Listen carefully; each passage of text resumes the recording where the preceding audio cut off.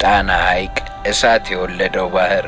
ኢትዮጵያ አረንጓዴ ከመሆኗ ከረጅም ጊዜ በፊት እሳት ነበረች። ከምድር ጥልቅ ውስጥ የቀለጠ ድንጋይ ወጥቶ ሰሜናዊውን ደጋ አዳረሰ። ታላቁን የኢትዮጵያ አምባ እየገነባ በንብርብር በድንጋይ ላይ ድንጋይ እየደራረበ ከዚያም ምድር ተንቀሳቀሰች። ቅርፊቱ ተሰነጠቀ፣ ታጠፈ። ከዚያም የእሳተ ገሞራ ምድር ክፍል አንዱ ቀስ ብሎ ሰመጠ። ሰፊና ጥልቀት የሌለው ጉድጓድ ለሕይወት የሚጠብቅ የመሬት መንቀጥቀጥና የእሳተ ገሞራ ተፋሰስ ፈጠረ። ዝናብ መጣ። ለሺህ ዓመታት ከደጋ የሚወርዱት ዝናቦች ተፋሰሱን ሞሉት። ጠብታ በጠብታ እየሞላ ታላቅ ሰማያዊ ባህር እስኪታይ ድረስ ጣና ሐይቅ ከፍ ብሎ የሚገኘውና የኢትዮጵያ ትልቁ ሐይቅ ተፈጠረ። ግን ሁሉም ምድር በውሃ አልሰመጠም። አንዳንድ ጥንታዊ የእሳተ ገሞራ ኮረብታዎች ከፍ ብለው ቀሩ። ውሃውን በጨመረ ጊዜ እነዚያ ኮረብታዎች ደሴቶች ሆኑ። የኢትዮጵያ የእሳታማ ታሪክ የድንጋይ አክሊሎች። በሐይቁ ላይ ከ37 በላይ ደሴቶች ተበትነዋል።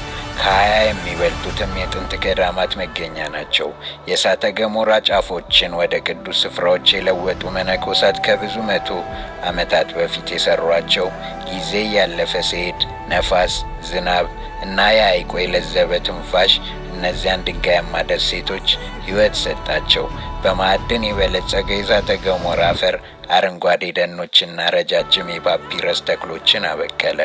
ወፎችና ውሃ ደግሞ ዘሮችን ከየብስ አመጡ። ደሴቶቹም ለምለምና ሕያው ሆኑ። በሰማያዊ ባህር ላይ የሚንሳፈፉ የእምቢልታ የአትክልት ስፍራዎች። ከደቡብ ዳርቻው አባይ ኃይልን ፈንቅሎ ወጣ። ሸለቆዎችና ገደሎችን እየቀረጸ የኢትዮጵያን ውሃና ታሪኳን በአፍሪካ አሻገረ። በእሳት የተወለደ በዝናብ የተቀረጸና በአረንጓዴ የለበሰ ጣና ሐይቅ የኢትዮጵያ ሕያው ልብ። በመቀጠል ስለ ሰሜን ተራሮች አፈጣጠር ይዘንላችሁ እንመጣለን። ተከተሉን።